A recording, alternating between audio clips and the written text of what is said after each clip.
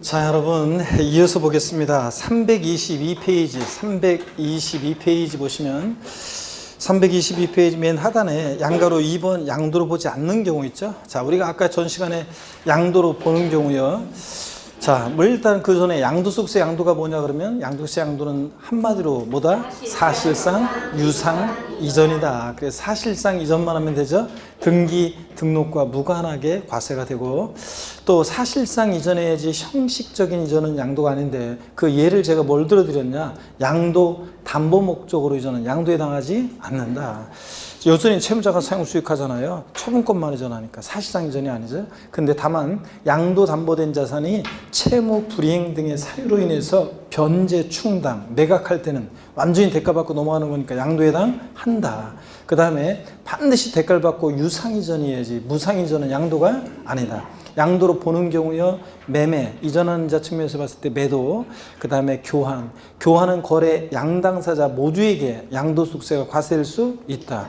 법인의 현물 출자요, 주식 출자지분 받고 이전하니까 법인의 현물 출자, 또 그 다음에 대물 변제요, 금전적 채무에 가름해서, 또 손해배상 위자료 지급에 가름해서, 이혼의 위자료 지급에 가름해서 이전하거나 그럴 때 채무를 면한 대가를 받고 이전하죠. 조세 물납도 조세 채무를 면한 대가를 받고 이전하니까 조세 물납도 양도에 해당하고요. 근데 이혼의 위자료 지급에 가름하는 이전은 양도에 해당하는데, 근데 면할 수 있는 방법이 있다고 그랬죠. 취득 원인을 뭐로 기재하면 재산분할로 인한, 이혼 당사자 일방의 행사는 재산분할로 인한 이전은 양도에 해당하지 않는다. 원래 내목 내가 찾아온 거니까. 자, 이런 것들. 그 다음에 또요, 수용도, 강제적으로 매매가 이루어져도 보상금 받고 이전이니까 수용도 양도에 해당한다. 이런 것들. 공매나 경매도, 공매대금 경락대금 받고 이전하니까 양도에 해당한다. 이런 것들을 배웠습니다. 등등을. 부담부증여도 있지만 아직 안 배웠고요. 양도로 보지 않는 경우 봅니다. 자, 동그라미 1번 무상이전이요, 양도에 해당하지 않습니다. 반드시 양도세 양도는 뭐다? 대가를 받고 이전해야지 무상이전은 양도가 아니다. 29회 시험 때 지문에 나왔고요. 지문 한 줄 나왔고, 323페이지 봅니다. 동그라미 2번입니다. 환지처분 및 보류지 충당인데요. 아직 여러분들이 이제 이게 학계론이나 공시법에서 좀 배우고 오시면 좀 이해가 될 건데, 이해가 안 될 수도 있는데, 그런 분들은 그냥 넘어갔다가 다음에 자, 여러분들이 또 이해가 잘 될 거고요. 다른 과목에서 좀 배우면, 먼저 환지처분, 보류지 충당, 결론이요, 양도에 해당하지 않는데요. 도시개발법이나 그 밖의 법률에 따른 미출입니다. 환지처분으로 지목 지번이 변경되거나 보류주로 충당되는 경우 양도로 보지 아니한다. 미출이요. 자, 이게 어떤 거냐면 여러분요, 한번 보세요. 도시개발법에 따른 개발사업, 도시개발사업 같은 게 벌어지는 지역인데요. 갑이라는 사람이 A라는 토지를 갖고 있는데 사업이 시작되면 사업 시행자로 갔다가 사업이 종료하게 되면 사업지구의 다른 토지로 환지를 받아요. 그러면 자, 이 환지 받았을 때 여러분 보세요. 예, 지목이 바뀌겠죠? 논밭이었다가 대지로, 또 지번도 여러분 바뀝니다. 공시법에 이제 배우게 되는데 지번도 바뀌고, 지목이나 지번이 변경됐어요. 이때 이 사업 시행자에서 원토지 소유자로 소유권 이전해 줄 때 이 이전은 양도에 해당하지 않는다는 얘기고, 또 그 다음에 또 보시면요, 원토지 소유자들이 사업 시행자한테 토지 소유권을 이전해 줬는데 이 토지가 만약에 보류지에 충당되는 토지예요. 그러면 보류지라는 것은 용어 설명 이제 교재에다 나오는데 한번 보시면은 공익적 목적에 쓰려고 보류해 놓는 공공용지에, 또 공사 비용에 대체하기 위한 땅 채비지를 말해요. 공사 비용에 대체하기 위한 땅 채비지를 말합니다. 보류지 그러면. 그럼 보세요. 원토지 소유자들이 사업 시행자에게 토지 소유권 이전해 줄 때 이 토지가 보류지에 충당되는 토지일 때는 이때 이 이전은 양도에 해당하지 않는다는 얘기인데요. 이게 사실은 여러분요, 공짜로 이전하는 게 아니에요. 다 대가 받고 이전하는 거지. 그럼 대가 받고 이전이니까 사실상 유상 이전 양도에 해당해야 되잖아요. 근데 왜 해당하지 않냐고 보냐면 정책적 목적으로 그래요. 도시개발 사업 같은 거 원활하게 진행하기 위해서 만약에 원토지 소유자와 사업 시행자 사이에 내부적으로 왔다 갔다 하는 것에 대해서 세금을 부과하게 되면 절차가 늦어지고 사업 비용이 증가하기 때문에 도시개발 사업 등의 원활한 진행을 위해서 정책적 목적으로 환지 처분으로 지목 지번 변경되거나 보류주로 충당되는 경우에 양도에 해당하지 않는다고 봅니다. 그래서 결론만 알아두세요. 여러분들이 환지초문으로 지목 지번 변경되거나 보류지로 충당되는 경우에 양도당하지 않는다. 물론 이제 이 보류지를 공사비용에 충당하기 위해서 제3자에게 매각하거나 환지받은 토지를 제3자에게 매각할 때는 대가받고 완전히 넘어가는 거니까 양도에 해당합니다. 그렇지만 일단 오늘은 여러분들이 환지초문으로 지목 지번 변경되는 경우, 보류지로 충당되는 경우에 양도에 해당하지 않는다. 이렇게만 알고요. 그 다음에 나머지 예외적인 것들은 나중에 볼 거고요. 용어 정리 읽어보시고 동그라미 3번으로 갑니다. 지적경 개선 변경을 위한 토지 교환이요. 토지 경계를 변경하기 위해서 공간 정보의 구축 및 관리에 관한 법률에 따른 토지 분할 등 법령으로 정하는 토지 교환의 경우로서 다음의 요건을 충족하는 경우에는 양도에 해당하지 않는다. 동그라미 기억번이요. 토지 이용상 불합리한 지상 경계를 합리적으로 바꾸기 위해서, 자 여기 밑줄이요. 토지 이용상 불합리한 지상 경계를 합리적으로 바꾸기 위해서 공간 정보의 구축 및 관리에 관한 법률이나 그 밖의 법률에 따라 토지를 분할하여 교환할 것 밑줄이요. 자, 그 다음에 동그라미 니은번. 위 기역에 따라 분할된 토지 전체 면적이 분할 전 전체 토지 면적의 100분의 20을 초과하지 아니할 것 밑줄이요. 자, 그러면 이게 어떤 얘기인지 설명을 한번 드려볼게요. 여기 보시면 어떤 토지가 있어요. 이렇게 토지가 있는데 보세요. 이 토지 경계가 지금 이렇게 되어 있습니다. 토지 경계가. 그런데 이쪽 토지 소유자는 갑이고 이쪽 토지 소유자는 을이에요. 토지 지상 경계가 삐뚤삐뚤하잖아요. 그래서 이것을 갖다가 이렇게 합리적으로 이렇게 정하기로 합니다. 자, 그랬을 때 서로 지금 이쪽 토지 부분과 이쪽 토지에 대해서 서로 토지 교환이 이루어지겠죠, 여러분들? 예, 갑과 을 교환이 이루어지잖아요. 이렇게 지적경 개선 변경을 위한 이 토지 교환의 경우는 양도에 해당하지 않는다고 봅니다. 다만 여기를 보세요. 이 분할된 토지 전체 면적이 분할 전 전체 토지 면적의 20%를 초과하면 안 된다. 20%를 초과하면 악용의 소지가 있기 때문에 20%를 초과할 때는 양도로 보는 거고 초과하지 않았을 때 양도에 해당하지 않습니다. 결론이요. 하여튼 지적경 개선 변경을 위한 토지 교환은 양도에 해당하지 않는다. 단 분할된 토지 전체 면적이 분할 전 전체 토지 면적이 몇 프로? 20%를 초과하면 안 된다. 이렇게 여러분이 알아두시고요. 자, 그 다음에 동그라미 4번 양도담보 의 읽어봅니다. 아까 설명드린 거예요, 제가. 양도담보란 읽어봅니다. 그냥 채무자가 채무의 변제를 담보하기 위해 담보로 제공한 물건의 소유권을 채권자에게 이전하고 채무자가 변제기에 채무를 이행하지 않는 경우에는 채권자가 그 목적물로 우선 변제를 받지만 일정 기간 내에 변제를 하게 되면 그 소유권을 채무자가 회복하기로 하는 담보제도인데요. 넘어가시면 324페이지입니다.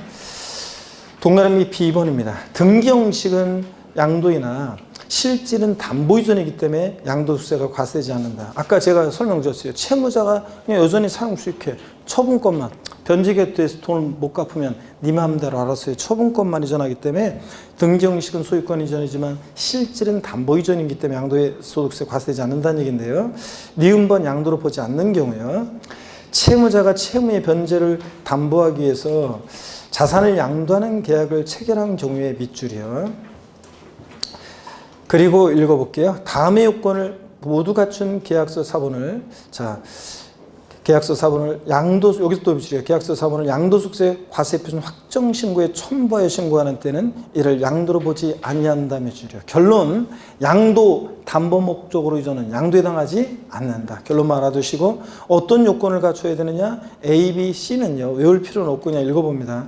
당사자 간의 채무의 변제를 담보하기 위해서 양도한다는 의사표시 있을 것. 당해 자산을 채무자가 원래대로 사용수익한다는 의사표시 있을 것. 양도담보계약이죠. 여전히 채무자가 사용수익하고. C번 원금 이율 등에 대한 약정이 있을 것. 이런 요건을 갖춘 계약서 사본을 양도소득세 과세표준 신고서에 첨부하여 신고하면 양도담보 목적으로 이전이기 때문에 양도에 해당하지 않는다는 얘기입니다. 동그라미 D급번 양도를 보는 경우요. 양도담보 계약을 체결한 후 그 요건에 위배하거나 채무 불이행으로 인해서 당해 재산을 밑줄입니다. 양도담보 계약을 체결한 후 그 요건에 위배하거나 채무 불이행으로 인해서 당해 재산을 변제 충당한 때는 그때 이를 양도한 것으로 본다 밑줄이요. 이때는 완전히 대가받고 제3자에게 넘어가는 거니까 사실상 유상 이전으로서 양도에 해당합니다, 여러분. 자, 그 다음에 동그라미 5번입니다. 배우자 또는 직계존 미속 간의 양도요. 이것은 제가 실질과시연 즉 설명하면서 말씀드렸어요. 한 입을 돕고 자는 사이에 부모 자식 간에 무슨 양도냐 그런 얘기죠. 자, 그래서 남편이 자다 말고 여보 일어나 봐. 내가 사억에 산 광명에 사억에 산 아파트 지금 7억이 됐으니까 당신한테만 특별히 4억 2천만 원에 팔려고 하는데 살래? 고마워요 여보. 둘이 매매 계약서 쓰고. 예? 자, 그리고 저 친정 아버지가 2억에 산 아파트에 저한테 지금 4억이 됐는데 요걸 아파트를 4억짜리 아파트를 좀 저한테 주려고 하는데요. 그냥 주면 증여세 많이 나온다면서요. 그러니까 요거 친정 아버지가 옛날에 2억에 산 거 저한테 지금 2억 2천에 파는 거로 매매 계약서 쓰면 어떨 거예요? 물어보는 얘기 말씀드렸죠, 여러분들? 자, 그래서 배우자 또는 직계존 미속 간의 부동산 이전하는 경우에는 실질적인 대가관계 의문이 따르기 때문에 밑줄입니다. 그 재산에 대해서 뭐 한다고요? 증여로 추정되는 것이나 무슨 한 입을 돕고 자는 사이 부모 자식 간의 양도냐 증여로 추정하죠. 네, 다만 그 대가를 지출한 사실이 입증되는 경우에는 양도로 본다 밑줄이에요. 대가관계 있다는 게 입증되는 경우. 그 대가를 지출한 사실이 입증되는 경우가 어떤 경우인지 보충 내용에 나와 있지만 나중에 설명드릴게요. 공매나 경매를 통해서 이전하거나 그런 건데. 근데 동그라미 5번의 그 근거 규정이 제1 뭐 46014131 131로 이렇게 다 있잖아요. 요게 이제 사실은 근거 규정이 요게 요즘으로 따지면 이건 옛날 거고 요즘으로 따지면은 요게 이제 근거 규정이 양도소득세 원래 뭐 여러분은 뭐 중요한 건 아니지만 양도소득세 이게 집행 기준이요. 양도소득세 집행 기준 근거 기준이 근거가 집행 기준 요게 88-151-6 이렇게 돼 있는 거예요. 원래는 양도세 집행 기준이라는 것에 원래 나오는 건데 여러분들은 요즘 같으면 근데 뭐 중요하진 않습니다. 뭐 안 적어두셔도 상관없고요. 그 근거까지 뭐 여러분 시험에서 물어보는 건 아니니까. 하여튼 배우자 직계존 미속 간의 양도는 증여하는 것으로 추정한다. 단 대가관계에 있다는 것이 입증이 되면 추정 배제되고 양도한 것으로 보는 경우도 있다더라. 오늘은 그 정도만 알고 갑니다. 그 다음에 나머지 얘기들은 나중에 배울 거고요. 여러분들 쭉 넘어갑니다. 나머지 얘기들은 325페이지 뭐 이런 얘기들 나중에 우리가 다 차차 배워나갑니다. 너무 많이 배우면 수습이 안 되니까 항상 요만큼만 수습할 만큼만 던져줄 테니까 그만큼 받아갖고 가다가 나중에 이제 여러 개 되면 추가해서 하나하나 이제 배워가면 됩니다. 넘어가시고요. 자, 그 다음에 어디로 가시냐면 326페이지 예제 문제 한번 볼게요, 여러분들. 326페이지 예제 문제 보니까 소득세법상 양도에 해당하는 것은 그랬습니다. 동그라미 1번 보니까요. 도시개발법이나 그 밖의 법률에 따른 환지 처분으로 지목이 변경되는 경우. 양도에 해당하죠? 해당하지 않죠, 얘는? 지목, 지번 변경되는 경우, 보류주에 충당되는 경우, 양도에 해당하지 않습니다. 한다 그러면 틀리고. 2번은 일단 안 배운 거니까 넘어가고 3번 소득세법 시행령 151조 제1항에 따른 양도담보계약을 체결한 후 채무 불이행으로 인해서 당일 예산을 변제 충당한 때요. 이때는 완전히 대가받고 넘어가는 거죠? 돈 안 갚았으니까요. 자, 그러니까 양도에 해당합니다. 문제가 양도에 해당하는 것은 그랬으니까 몇 번 골라야 돼? 3번을 골라야죠. 28회 시험 때 나왔던 건데 4번 매매 원인 무효 소유에서 이건 아직 안 배웠고 5번도 아직 안 배웠습니다. 어떻든 간에 안 배웠어도 안 배운 것들이 나왔어도 다 보는데 지장이 없었죠. 지금 이거 나중에 다 배우는 거지만 4번 5번도 일단 넘어갑니다. 제3절 양도 및 취득식입니다.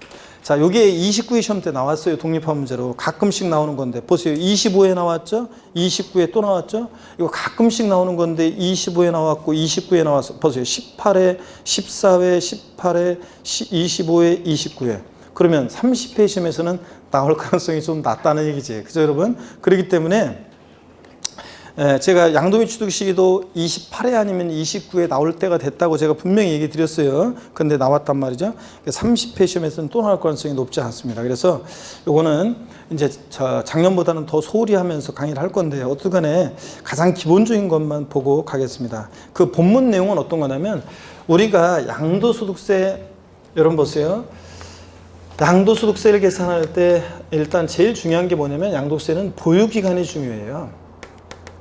몇 년 보유하고 파느냐에 따라서 세금 안 낼 수도 있고 세금 과세가 될 수 있고 세금이 과세가 되더라도 보유기간에 따라 달라지는데 양도소득세에서 보유기간 그러면 일반적으로 당해자산 취득일로부터 양도일까지를 우리가 보유기간이라고 해요. 그럼 어느 때를 취득일로 하고 양도일로 판정하느냐에 따라서 보유기간이 달라지잖아요. 그래서 의미가 있는 건데 자 올해 30회 시험에 나올 가능성 안 나온다고 난 얘기 안 했어요. 네? 절대 안 나온다 이런 거 아니에요 여러분들.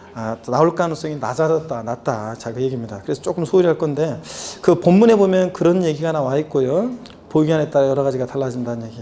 일반적 거래의 경우 봅니다. 원칙 대금 청산일. 자산의 양도 차익을 계산할 때 그 취득 시기는 해당 자산의 밑줄입니다. 대금을 청산한 날로 합니다. 대금 청산한 날인데 이 대금 청산한 날이라는 게 뭐냐? 그러면 이 경우 이어지는 얘기는 지금 보지 말고요. 327페이지 맨 위에 박스를 봅니다. 대금을 청산한 날이라는 것은 뭐냐? 실제로 잔금을 지급한 날을 말하고요. 실제로 잔금의 전부를 주고받은 날 말하고 자 밑줄입니다. 계약상 잔금 지급일이 약정 지급일이 아니다라는 거. 그래서 계약서상으로 잔금 지급하기로 한 약정한 날이 아니에요. 계약상 잔금 지급이 아니라 실제로 잔금의 전부를 주고받은 날을 말합니다. 대금 청산이다. 원칙 대금 청산. 시험에서는 매매 등 일반적 거래의 경우에 양도소득세 양도 및 취득 시기는 원칙적으로 계약상 잔금 지급이다. O, X요? X입니다. 대금 청산일. 실제로 잔금의 전부를 주고받은 날입니다.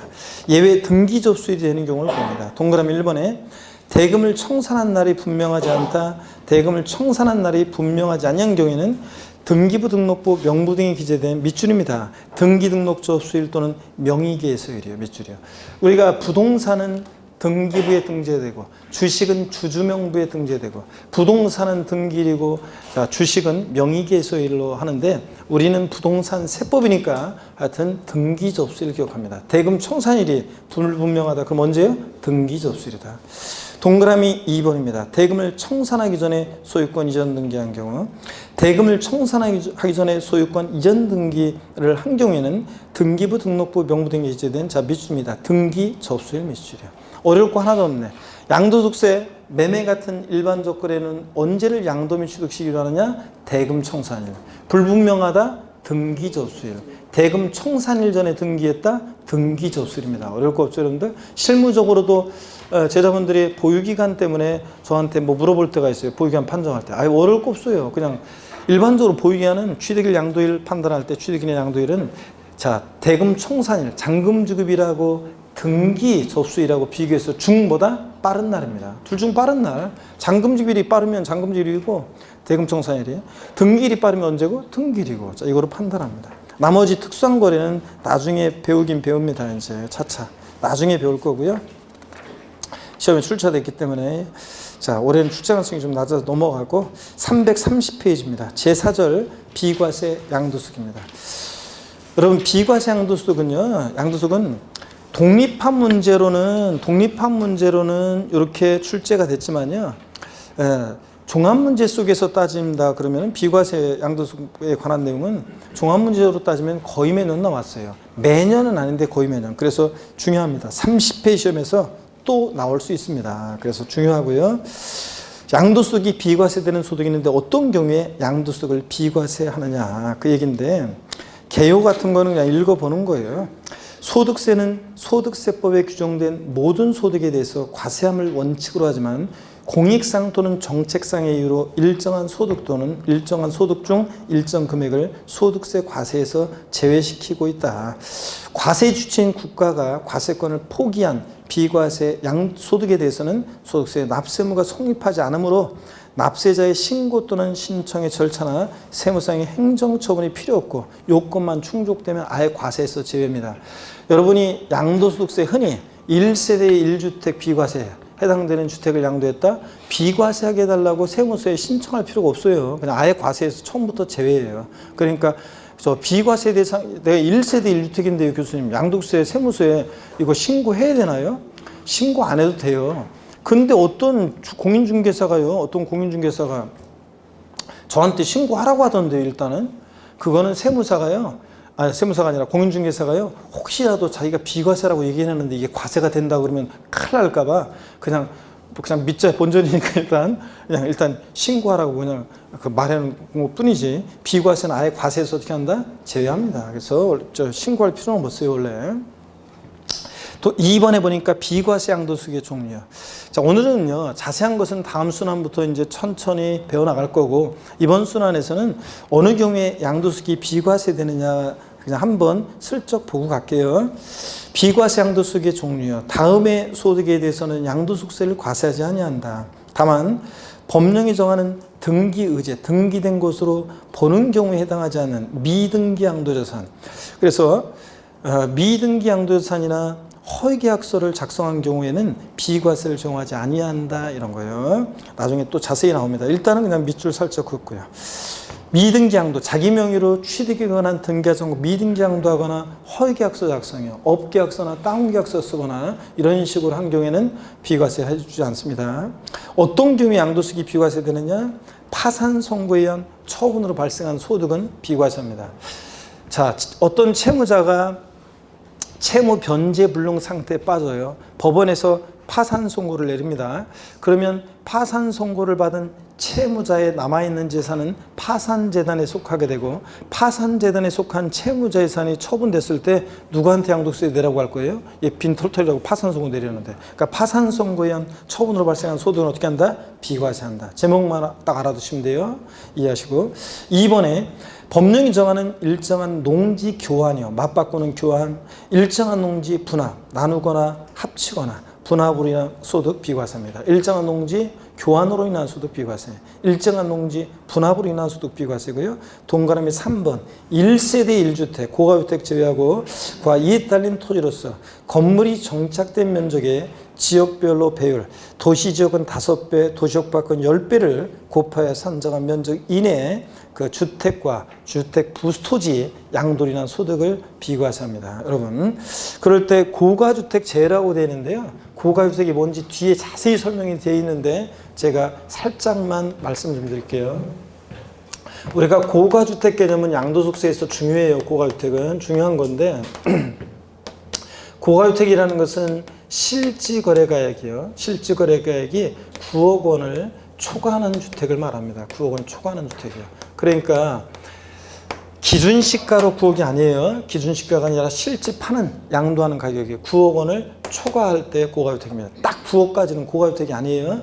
자, 고가주택이 해당되면 1세대 1주택이요, 1세대 1주택 양도소득세 비과세 규정을 배제합니다. 비과세 안 해줘요. 그래서 여러분들, 우리가 1세대 1주택 비과세를 받으려면 받는 주택은 실제 파는 가격이 얼마까지 비과세 한다고요? 9억까지만 비과세예요. 근데 이제 사실은 실제 내가 판 가격이 10억 원의 어떤 주택을 양도했어요. 그러면 10억 전체에 대해서 양도세가 과세되는 것은 아니고, 사실은 1세대 1주택 비과세 같은 고가주택이면 9억까지는 부분은 비과세하고 9억 초과액 부분을 과세해요. 그래서 안분 계산하는데 그런 것들은 나중에 우리가 이제 배우게 됩니다. 어떤 거에 오늘은 고가주택이다 그러면 1세대 1주택 비과세 대상에서 어떻게 한다? 배제된다. 고가주택은 기준시가가 아니라 실지 거래한 가액, 실지 양도한 가액이 얼마? 9억 원을 초과하는 주택이다. 자, 그래서 비과세 배제된다. 이 정도만 아시면 되겠습니다. 그래서 우리가 1세대 1주택 양도소득세 비과세 그 얘기입니다. 1세대 1주택 비과세는 주택만 비과세가 아니라 주택 정착 면적의 도시지역은 5배, 도시역 밖은 10배까지 주택 부수토지 양도인한 소득을 비과세합니다. 그래서 우리가 이제 자세한 얘기는 나중에 배울 거고요. 요번에 12월 달에 있잖아요. 요번에 12월 달에 소득세법이 개정되면서 또 하나가 추가된 게 있어요. 동그라미 3번까지가 아니라 비과세 양도의 종류에서 하나가 더 추가된 게 있는데, 그건 나중에 여러분들을 정오표로, 제가 길어요. 말이 길어가지고 정오표로 추가해서 알려드리겠습니다. 일단은 오늘은 번호 3번까지만 여러분이 알아두시고요. 자세한 양도세 비과세는 우리 다음에 배우도록 하겠습니다. 이번에 우리가 8주가 나왔으면 양도세 비과세, 1세대 1주택 비과세에 관한 대략적인 요건을 좀 제가 설명을 드릴 건데, 이번에 우리가 7주 11월, 12월 달에 7주밖에 안 나와가지고, 그래서 이렇게 하겠습니다. 요 정도까지만 하고요.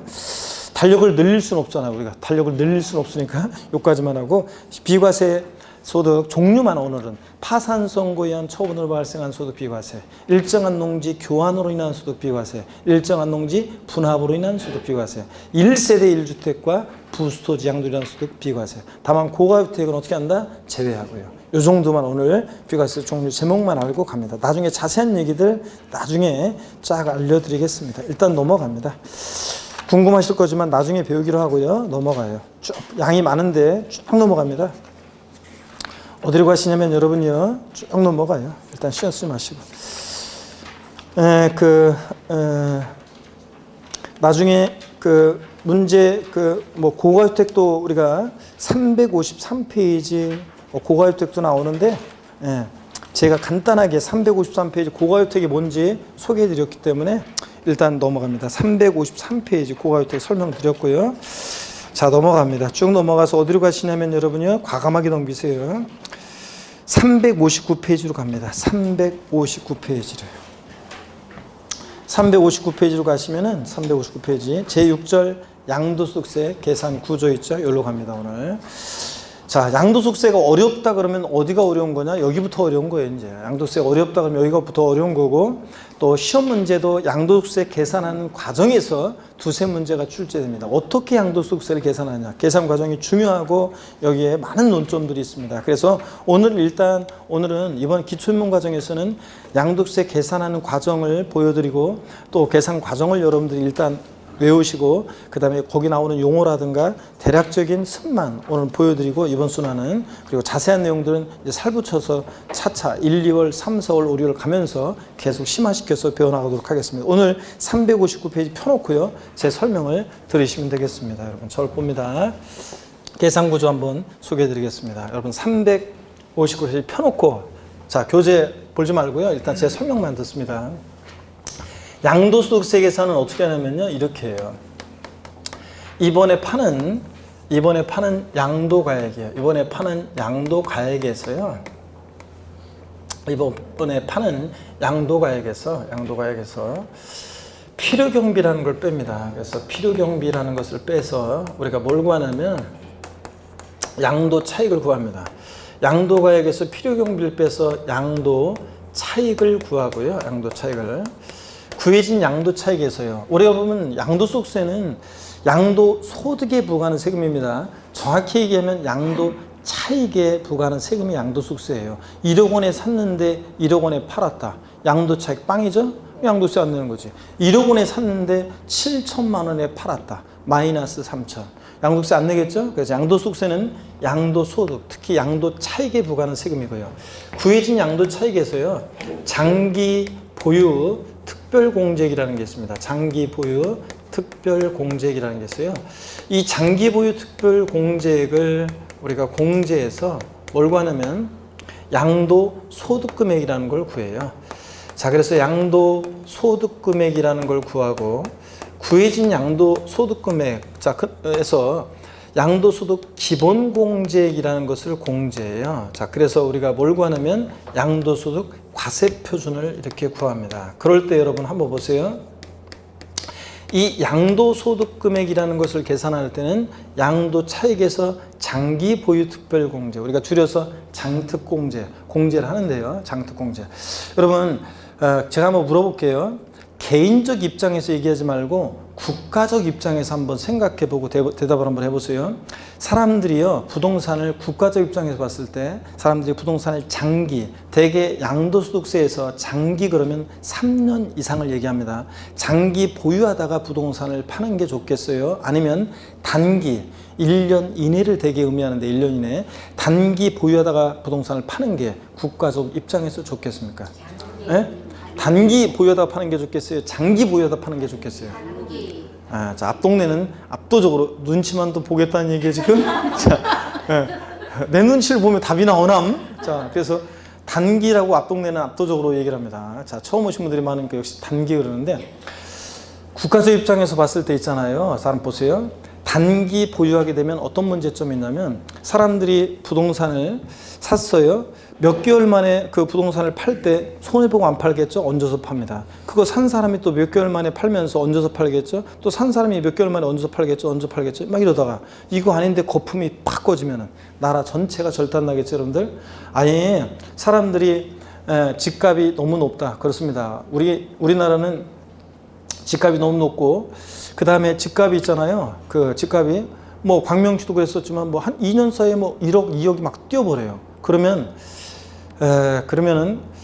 저 같은 경우에 강의 연락에 부동산에 막 돌아다니면서 뭐 할 시간이 없어가지고 강의만 연락이 아침 저녁으로 맨날 월요일부터 토요일까지 하고 돌아다니고 일요일 날 피곤해서 쉬고 그러다 보니까 아니면 일하고 그러다 보니까 또 나중에 특강 있고 그러다 보니까 어디 돌아다닐 시간이 없다 보니까 보세요. 강의만 해. 그래서 강의만 해가지고 연락에 새 빠지게 1년 동안 자, 쓸 거 저 매출 나왔어요. 자, 저 비용 다 빼고 모았어요, 저축을.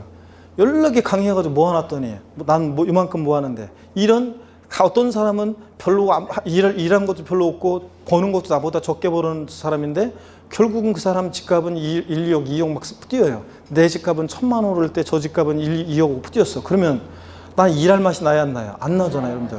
자, 그리고 보세요. 그러다 보니까 어떤 사람들은 그럽니다. 집값이 너무 높아요, 지금. 그러니까 이 집값이 반값으로 떨어져야지 집 없는 서민들이 집도 사고 그러니까 하여튼 집값이 반값으로 또 반토막 났으면 좋겠어요. 이렇게 얘기하는 분도 있는데 자, 보세요. 6억 하던 집이 3억으로 반토막 났다고 쳐요. 그러면 그 집은 망한 거죠?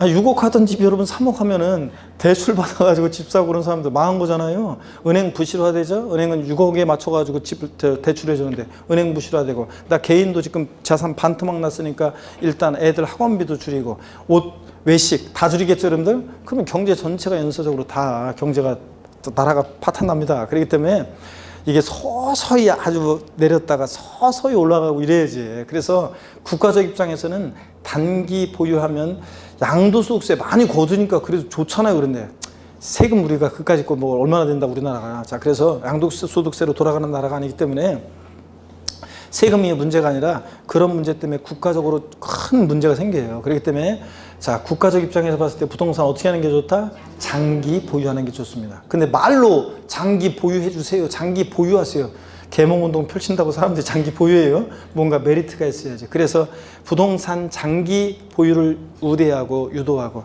장기 보유 기간에 따라서 그 장기 보유자에 대해서 보유 기간에 따라 특별히 공제해 주는 게 뭐라고요? 장기 보유 특별 공제입니다. 양도 책에서 장특공제, 공제에서 양도소득 금액 구하고 구해진 양도소득 금액에서 양도소득 기본공제라는 것을 공제해요. 기본적으로 깔아주는데요. 공제에서 뭘 구하냐? 과세표준을 구합니다. 그러면 여러분요, 과표 결정되면 뭐 곱하기 세율이지 뭐. 그래서 지방세나 국세나 과표 결정되면 곱하기 세율이죠. 그래서 우리가 뭘 구해요? 산출세 구하잖아요. 그러니까 산출세를 구해. 그러니까 특히 과세표준 구하는 과정까지가 복잡하고 이 과정까지 과세표준 구하는 과정까지가 중요합니다. 그래서 이 과세표준 구하는 과정을 무조건 처음에는 외우셔가지고 이게 머릿속에 딱 그려져 있어야지 배우는 내용들을 체계적으로 정리하고 이해할 수 있고 또 계산 문제도 풀 수 있고 응용 문제도 풀 수 있고 또 여러분들 이 계산 과정을 옛날에는 순서를 뒤바꿔 놓고 물어봤었는데 12회 시험 옛날 시험에. 근데 지금은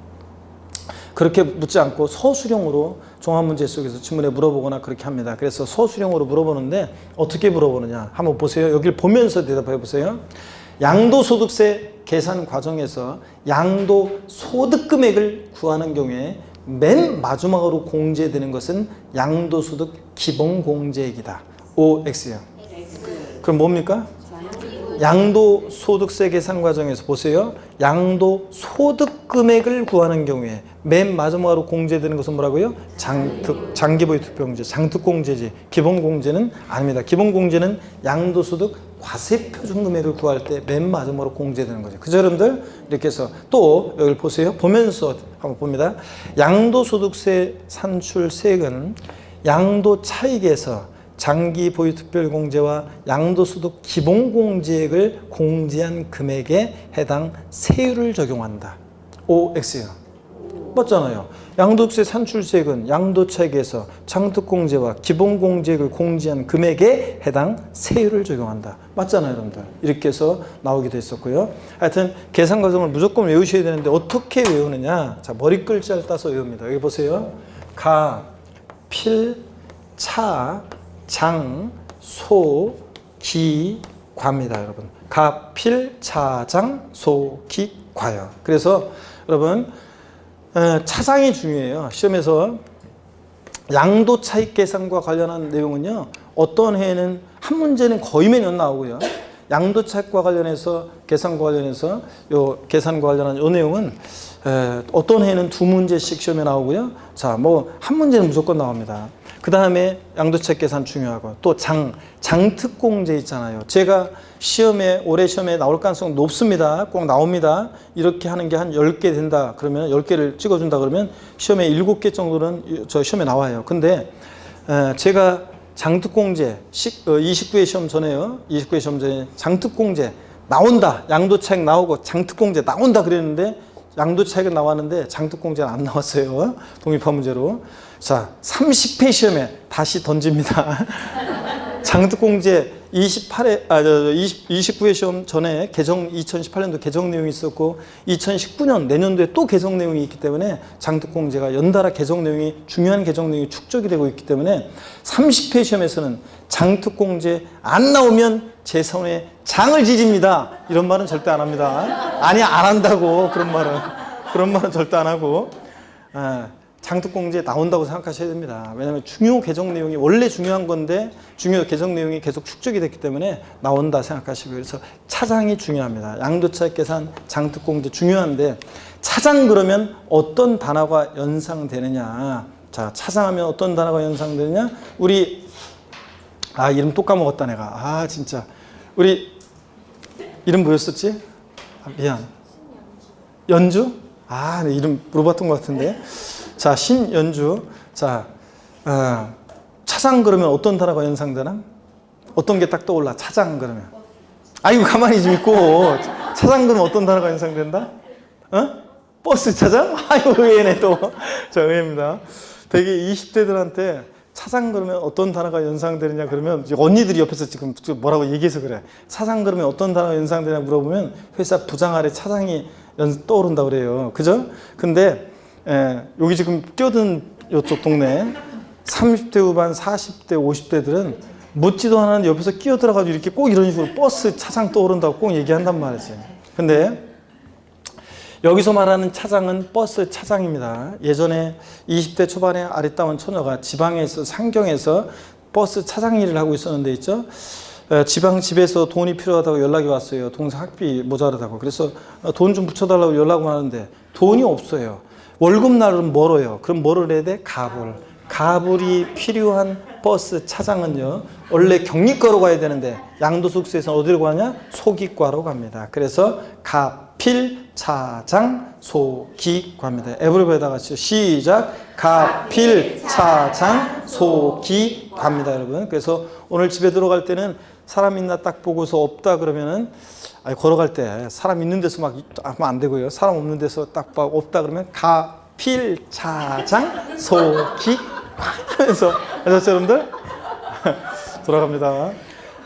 가 양도가액에서 필요경비를 빼서 차 양도차액 구하고 차 장특공제 공제해서 소 양도소금액 구하고 기본공제액을 공제해서 과세 분과합니다. 무조건 외웁니다, 여러분들이. 에브리바디 같이 한 번 더요. 시작. 가필 차장 소기 과입니다. 그럴 때요, 이 필요경비요, 양도과액에서 공제되는 이 필요경비에는요, 그 자산을 취득할 때 들어간 취득가액, 그리고 취득가액 등 기타 필요경비라고 그래가지고 기타 필요경비라고 그래가지고 자 봅니다. 취득가액 등 기타 필요경비를 공제해서 우리가 구하게 됩니다. 양도차익은 양도가액에서 취득가액 등 기타 필요경비를 공제해서 구하게 되는데요. 그럴 때 여러분 일단 여기 한번 보세요. 그럴 때 이 양도차익 계산할 때는요, 양도가액과 이 취득가액을요, 양도가액과 취득가액은 양도자와 양수자 간에 실지거래한 가액, 실지거래가액을 적용해서 양도 차익을 구하는 경우도 있고요. 국세과세 기준시가를 적용해서 양도가액과 취득가액을 적용해서 양도차익 계산하는 경우가 있습니다. 자, 예전에는 기준시가, 과세가 원칙인 시절이 있었는데 예전에는 그래서 양도 당시 기준시가, 취득 당시 기준시가를 정해서 양도차익 계산하는 게 원칙이었었는데 2008년도부터는 전면적으로 이제 실거래가 과세하기 때문에 그래서 지금은 이제 전면적으로 양도가액과 취득가액은 전면적으로 이제 실지 거래가액을 적용해서 양도차익을 계산하는데요. 여러분들이 이거 한 가지를 아셔야 되는 것이 뭐냐면 양도가액과 취득가액의 동일 기준 적용 원칙이라는 게 있어요. 동일 기준 적용 원칙. 이건 학자들이 붙인 제목이고 법령에는 어떻게 되어 있냐면 이렇게 되어 있습니다. 양도차익 계산 시에 잘 보세요. 양도가액을 실지 거래가액에 의하면 취득가액도 실지 거래가액에 의하고요. 적지 말고 설명 듣습니다.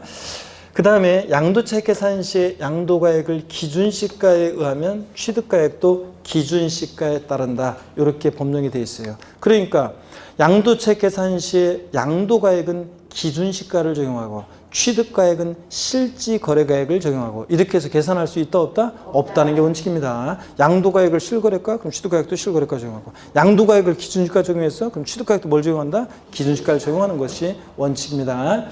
자, 그 다음에 또 한 가지 양도가액에 의해서 이거 취득가액이 결정되는 것이지 반대로 여기를 보고 취득가액에 의해서 양도가액이 결정되는 것은 아닙니다. 여러분 이런 얘기예요. 자, 그 다음에 계속 설명을 듣습니다. 필기할 필요 없어요. 그리고 다음 시간에 또 설명합니다. 1월 달에 똑같이 써놓고 똑같이 얘기하면서 똑같이 설명해요. 거의 3월 달에 말만 1월 달에 말만 조금 빨라질 뿐이지 똑같아. 내용은 레파토리는 똑같은 레파토리 할 거니까 잘 보세요, 여러분들. 그러니까 여기 설명을 잘 듣습니다. 다음에 여러분들은 장점이 뭐예요? 한 번 더 듣는 거지. 그래서 까먹을 만할 때 또 까먹었을 때 새해 돼가지고 2월 달 정도 돼서 양도차익 할 때 또 까먹어가지고 할 때 수업만 안 빠지면 또 봄 온다고 또 뭐 졸업식이 뭐 한다 빠지고 이러지 말고 2월 달에 할 때 또 빠지지만 않으면 똑같은 레파토리 또 하니까 그때 또 들으면 대충 이제 또 감이 옵니다. 보세요. 양도차익 계산은 어떻게 하느냐면 양도차익 계산은 이렇게 합니다. 양도차익 계산은 원칙적으로 있죠. 양도차익 계산은 원칙적으로 양도자와 양수자 간에 실지 거래한 가액을 적용합니다. 실지 양도한 가액, 실지 취득한 가액을 정해서 양도차익 계산하는 것이 원칙이에요. 근데 예외적으로 있잖아요. 이 실지 거래가액이 불분명한 경우가 있습니다. 실지 거래가액이 불분명한 경우. 자, 실지 거래가액이 불분명하다는 것은 어떤 거냐면 자, 양도가액과 취득가액을 실지 양도가액과 실지 취득한 가액을 과세권자가 인정하지 않거나 실지 양도가액과 실지 취득한 가액이 확인이 안 됩니다. 계약서나 증빙서류 등에 의해서 확인이 안 되는 경우요. 이런 경우를 얘기합니다. 보세요. 일단 설명을 잘 들으셔야 되는데 이따가 사진 찍으시고 자, 보면 같은 지역에 나란히 아파트가 있는데 101동, 101호, 102호, 103호가 있습니다. 자, 같은 지역 같은 아파트에 나란히 101호가 거래 신고해 오기를 1억에 거래했다고 신고해 오고 102호가 1억 200만 원에 거래했다고 신고해 오고 103호는 250만 원에 거래했다고 신고해 와요. 인정할 수 없겠죠? 그래서 계약서 갖고 와봐라. 자, 그러면은 실제 그렇게 네가 거래했는지. 그랬더니 주머니 막 뒤지면서 오다가 잃어버린 것 같다고 계약서를 땀만 뻘뻘 흘리고 막 그럽니다. 확인이 안 돼요. 자, 이럴 때 250만 원으로 계산할 수는 없잖아요. 이럴 때는 어떻게 할 것이냐 그런 얘기입니다. 이 실지 거래가액이 실지 양도가액과 취득가액이 계약서나 증빙 서류 등에 있어 확인이 안 된다. 이럴 때는 추계해서 양도가액과 취득가액을 정하게 되는데요. 추계 방법으로 해요. 자, 어떻게 추계해서 양도가액과 취득가액을 정하느냐, 이거 알고 있는지를 시험에서 계속 여러 번 물어봤습니다. 여러분 잘 봅니다. 그래서 어떻게 추계를 정하느냐, 자, 설명을 잘 들어야 된다니까요. 먼저 매매 사례가액이라는 걸 적용합니다. 매매 사례가액이요. 매매 사례가액이 뭔지는 기본서에 다 있으니까, 교재에 있으니까 설명만 듣습니다. 매매 사례가액이라는 것은 당해 이 자산의 양도일 또는 취득일 전후로 해서요 3개월 이내에 이 자산의 양도와 동일성, 유사성이 있는 거래 가격을 말합니다. 자, 여기 보세요. 103호 이 자산의 양도일 전후 3개월 내 101호 1억에 거래해서 102호 1억 200에 거래해서 그럼 너도 적어도 1억에 거래했을 것이다. 이런 식으로 매매 사례가액을 적용합니다. 요거 적용할 수 없으면 감정가액을 적용하는데 자, 이 자산의 양도일 또는 취득일 전후로 해서 3개월 이내에요. 2개 이상의 감정평가업자가 평가한 감정가액의 평균액을 적용합니다. 자, 신빙성 인고서 인정되는 감정가액의 평균액을 적용하고 요거 적용할 수 없다 그러면 환산가액이라는 것을 적용하는데 환산가액이요. 자, 어떤 거냐면 환산가액은 이런 거예요. 이 환산가액은 예전에 취득할 당시에 실지 거래가액 등이 불분명할 때 하는 거예요. 여러분, 우리가 지금은 여러분들이 이제 거래를 하잖아요. 그러면 다 실거래가 신고하게 돼 있습니다. 실거래가 신고, 허위 신고하면 과태료 제재를 받고, 또 그 다음에 여러분, 제가 이제 내년도 개정세법 보니까 부동산 거래 신고 등에 관한 법률 이제 개정이 되는 거 보니까 나오던데 60일에서 이제 실거래가 신고 기간이 60일에서 30일로 바뀐다 어쩌고 뭐 그렇게 개정되는 것 같더라고요. 자, 어떤 간에 우리가 지금은 이제 거래하면 실거래가 신고를 해야 되고, 실거래가 신고를 하면 국토교통부에 실거래가 전산망에 딱 입력이 되고, 또 그게 국세청에 통보돼서 국세청 전산망에도 실거래가, 실지 취득한 가격이 딱 거래 가격이 입력이 됩니다. 그러니까 여러분들이 지금은 계약서 잃어버려가지고 나 실지 취득한 가격을 모르겠는데 이런 말이 안 통해요. 거의 웬만하면. 근데 1990년대 제가 부동산을 샀어요. 저한테 부동산을 그 당시에 판 사람은 기준시가 과세, 양도소득세를 기준시가로 신고하는 게 원칙이어서 그 사람 기준시가로 양도세를 신고했어요. 저는 그 당시에 취득세를 시가표준액으로 신고하는 게 관행이어서 시가표준액으로 취득세를 신고했습니다. 자, 지금 팔려고 했는데 실지 양도한 가액은 있어요. 실지 취득한 가액, 계약서 잃어버렸어요. 확인이 돼야 안 돼요? 안 되잖아. 이럴 때는 어떻게 할 것이냐? 취득 가격을 환산해서 구하는데, 환산 가격은 어떻게 구하느냐 한번 보겠습니다. 환산 가격은 이렇게 구해요. 환산 가액은 어떻게 구하느냐? 환산 가액은 이번에 파는 양도 당시의 실지 거래 가액이요. 여기 이제 없으면 매매 사례 가액, 감정 가액을 적용하는데, 하여튼 양도 당시 실거래 가액 곱하기 양도 당시 기준시가분의 취득 당시 기준시가를 곱해서 구해요. 예를 들어서 이번에 파는 실지 양도한 가액이 3억이라고 쳐요. 양도 당시 기준시가가 2억이라고 쳐요. 취득 당시 기준시가가 1억이라고 할게요. 그럼 환산가액은 얼마입니까? 아이고, 이런 산수도 안 되면, 암산으로 안 되면 어떡하려고. 3억의 절반이면 얼마냐고. 3억의 절반이면 3억이 2분의 1, 절반이 얼마요?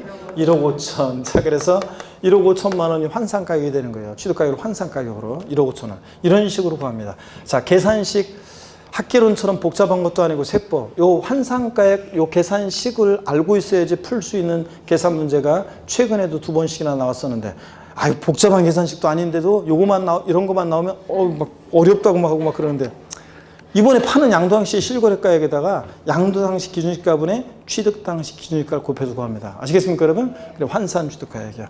그 다음에 또는 또 보세요. 또는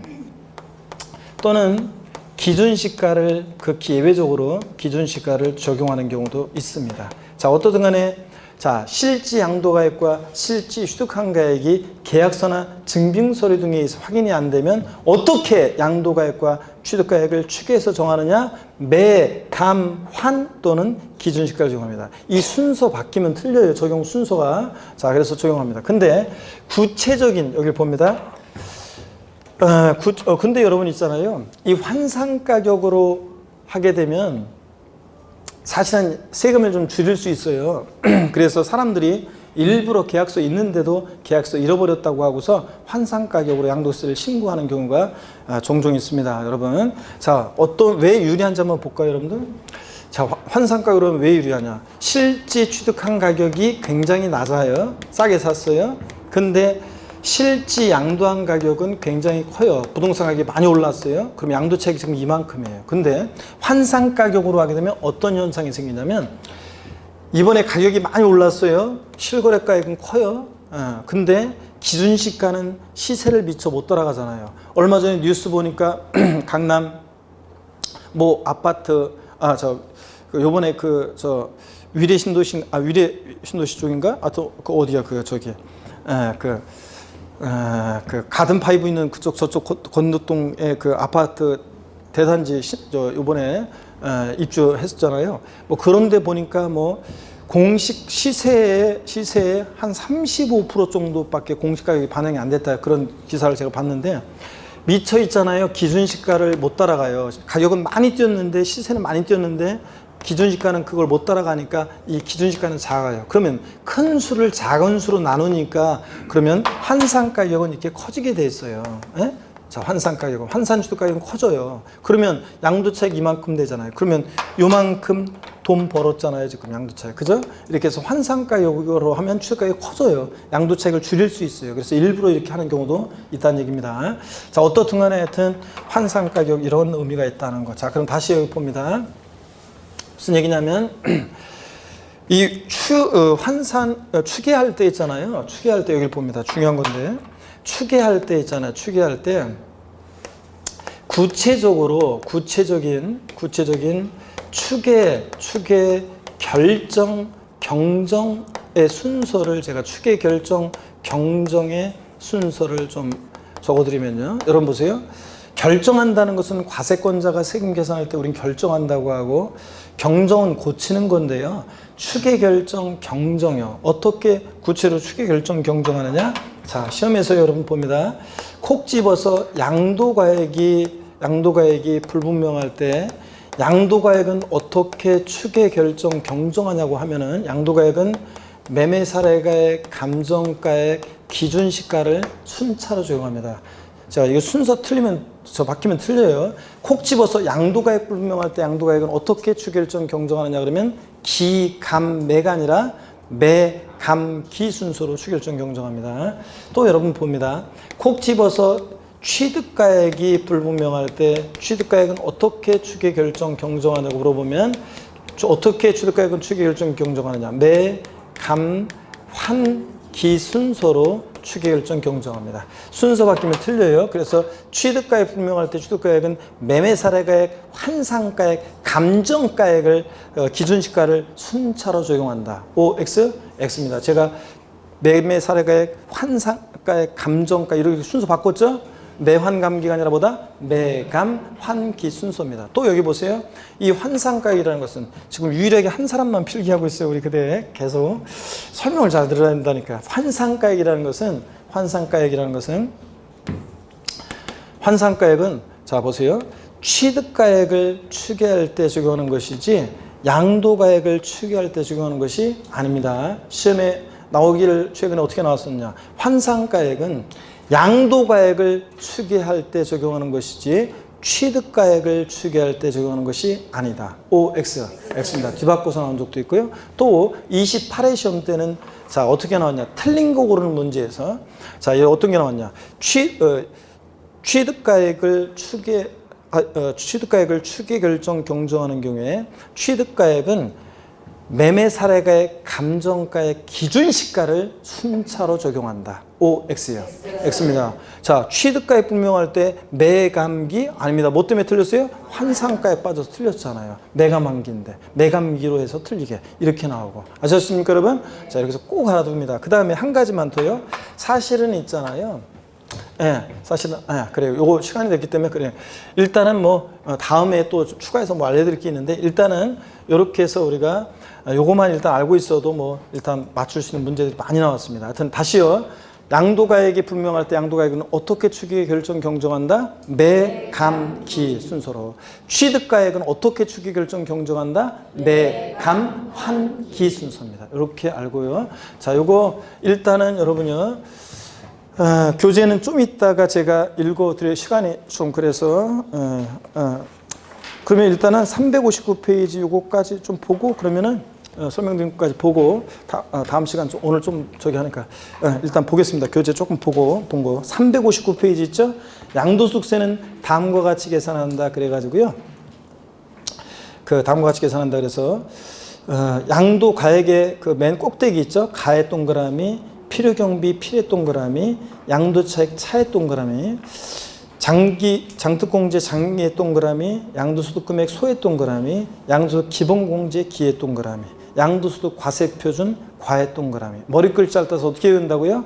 가, 필, 차, 장, 소, 기, 과. 이렇게 외운다고 그랬습니다. 그 다음에 양도세 계산 구조, 양도차익 계산 359페이지 한번 봅니다. 양도차익 계산, 양도가액은 원칙 실거래가를 적용합니다. 실제 양도가액. 근데 예외적으로 양도가액을 추계 결정할 때 추계 결정 어떻게 한다? 매, 감, 기를 적용하고요. 취득가액도 원칙적으로 실지 취득한 가액을 적용하는 건데 예외적으로 취득가액은 추계 결정할 때 어떻게 추계 결정한다? 매, 감, 환, 기 순서로 추계 결정합니다. 자, 그리고 거기 손가락 표시 보니까요. 아까 환산가액으로 양도차익을 계산하면 양도세를 좀 줄일 수 있다고 그랬잖아요. 그래서 사람들이 일부러 계약서 잃어버렸다고 하고서 환산가액으로 악용하는 것을 막기 위해서 건물을 신축해서요. 2018년도 개정세법인데 29회 시험 때 이거 나왔어요. 지문에. 건물을 신축해서 취득하는 5년 이내에 그 건물을 양도할 때는요. 근데 환산가격으로 양도세 계산한다? 그러면 환산 취득가액의 5% 가산세를 적용합니다. 자, 요거 시험에서는 29회 시험 때는 환산 취득가액이 5%인데 이걸 갖다가 산출세액의 5%로 바꿔서 29회 시험 때 나왔습니다. 산출세액이 아니라 환산 취득가액이 몇 프로? 5% 가산세가 적용됩니다. 악용하는 걸 막기 위해서. 됐습니다. 넘어갑니다. 360페이지 양도차익 계산 그래가지고요. 양도차익 계산 그래서 양도차익은 양도가액에서 필요경비를 공제한 금액을 말한다. 자, 그래서요. 양도차익 산정 한쪽 가르침 1번 양도가액과 취득가액의 동일 기준 적용 원칙. 양도차익 계산할 때 양도가액을 실거래가액 가로 생략하고에 따를 때는 취득가액도 실거래가액 그 아래줄 끝에 에 따르고 밑줄이고 양도가액을 기준시가에 따를 때는 취득가액도 뭐에 따른다? 기준시가에 따른다. 밑줄이요. 자, 아까 설명드렸죠? 양도가액과 취득가액 동일 기준 적용 원칙. 한쪽 가르친 2번은 지금 됐고요. 내려와서 양가로 2번 양도가액과 취득가액의 산정입니다. 원칙 양도소득세가 과세되는 자산의 양도가액 또는 취득가액은 그 자산의 양도 또는 취득 당시 양도자와 양수자 간에 실제로 거래한 가액에 따른다. 그렇죠, 여러분들? 실거래가를 적용하는 게 원칙입니다. 여기에 이건 기본이고 그 다음에 실지 거래가액이 불분명한 경우 추계, 조사, 결정, 경정 그 사유를 한번 볼게요. 추계 사유 361페이지입니다. 양도가액 또는 취득가액을 실지 거래가액에 따라 정하는 경우로서 다음의 사유로 장부나 그 밖의 증명서류에 의하여 해당 자산의 양도 당시 또는 취득 당시 실지 거래가액을 인정 확인할 수 없는 경우에는 자, 밑줄입니다. 그래서 장부나 그 밖의 증명서류에 의해서 해당 자산의 양도 당시 또는 취득 당시 실거래가액을 인정 확인할 수 없는 경우에는 양도가액 또는 취득가액을 계속 밑줄입니다. 매매사례가액, 매의 동그라미, 감정가액, 환상가액, 환의 동그라미, 환의 동그라미, 매감, 환 또는 기준시가 등에 따라 추계조사 결정 경정할 수 있다. 기의 동그라미고 밑줄 쫙입니다. 그럴 때 추계 결정 경정 사유 보충 내용도 읽어보시고 참고적으로 추계 적용 순서요. 구체적인 순서 한번 보겠습니다. 자, 이미 다 정리해드렸고 머리 글자에 다 색깔 짙은색 돼 있죠. 양도가액이 불분명할 때 양도가액은 어떻게 추계 결정 경정한다? 매, 감, 기. 콕 집어서 취득가액이 불분명할 때 취득가액은 어떻게 추계 결정한다? 경정한다? 매, 감, 환, 기 순서입니다. 자, 그리고 매매 사례가액이 뭐고 감정가액이 뭐고 이런 것들 환산가액이 뭔지 다 거기 나와 있습니다. 아까 설명 다 드렸고요. 읽어보시고 여러분들이 362페이지 보충 내용 362페이지 보충 내용 환산가액 적용에 따른 가산세 그래서요. 건물을 신축하고 그 신축한 건물의 취득일로부터 5년 이내에 해당 건물을 양도하는 경우로서 환산가액을 그 취득가액으로 할 때는 밑줄이죠. 해당 건물 환산가액이 몇 프로요? 5%. 요거 산출세액 5% X입니다. 산출세액 X요. 자, 해당 건물 환산가액이지 요거 대립구 땡냐에서 산출세액의 5% 아닙니다. 산출세액의 자 100분의 5가 아니라 해당 건물 환산가액의 100분의 5라는 거. 해당 금액을 양도소득 결정세액에 더합니다. 니은번도 미출입니다. 양도소득 산출세액이 없는 경우에도 어떻게 한다? 적용한다. 미출이요. 자, 그리고 예제 문제는 여러분들이 문제를 쉬는 시간에 풀어보시고요.